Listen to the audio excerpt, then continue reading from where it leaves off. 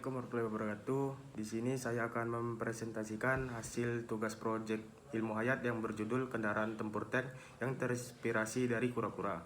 Sebelumnya, perkenalkan, nama saya Dimas Andika Pratama, NPM 243310535 dari Prodi Teknik Mesin.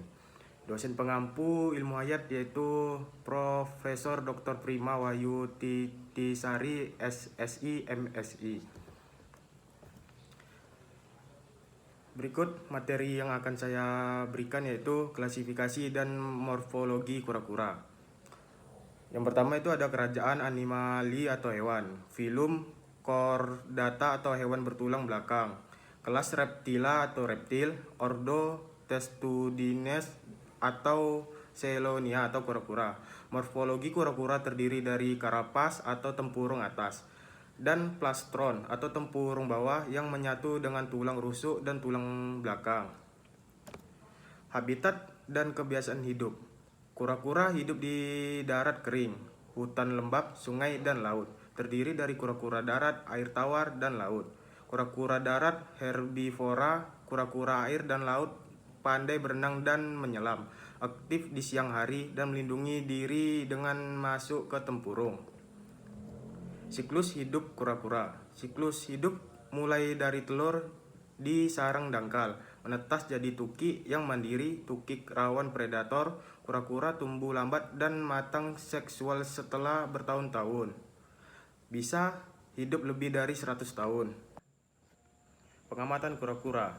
Yang pertama itu alat dan bahan. A. Alat baskom atau ember plastik, penggaris, buku catatan, dan pulpen. Yang B yaitu bahan. Anak kura-kura, air bersih, makanan atau daun kangkung, batu atau genteng, dan kain bersih. Yang kedua itu ada prosedur kerja.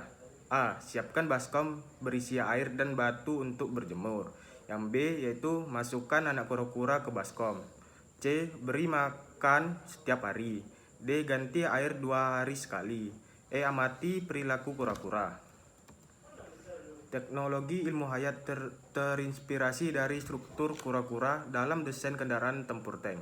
Cangkang keras kura-kura menginspirasi desain tank dengan struktur kubah, distribusi, bobot rendah, lapisan perlindungan berlapis, dan mobilitas stabil di berbagai medan. Contohnya, tank kura-kura Rusia yang menggunakan prinsip tersebut. Tabel hasil pengamatan. Minggu ke-1 yaitu kura-kura kecil panjangnya lebih kurang 3 cm, masih banyak diam di pojok baskom. Pada minggu kedua mulai aktif berenang, berat naik sedikit, mulai mengenali makanan. Pada minggu ketiga yaitu panjang tubuh bertambah, suka naik ke batu untuk berjemur. Pada minggu keempat gerakan makin cepat, makan lahap, respon terhadap sentuhan meningkat. Pada minggu kelima, tubuh makin besar, kuku lebih panjang, lebih sering bergerak di pagi hari. Pada minggu keenam, berat naik stabil, terlihat lebih agresif mencari makanan. Pada minggu ketujuh, tampak sehat dan kuat, pola aktivitas teratur. Adapun kesimpulannya yaitu kura-kura adalah reptil dengan cangkang keras yang melindungi tubuhnya dan memiliki kemampuan adaptasi di berbagai habitat darat, air tawar, dan laut. Siklus hidupnya dimulai dari telur hingga dewasa, dengan pertumbuhan lambat dan umur panjang.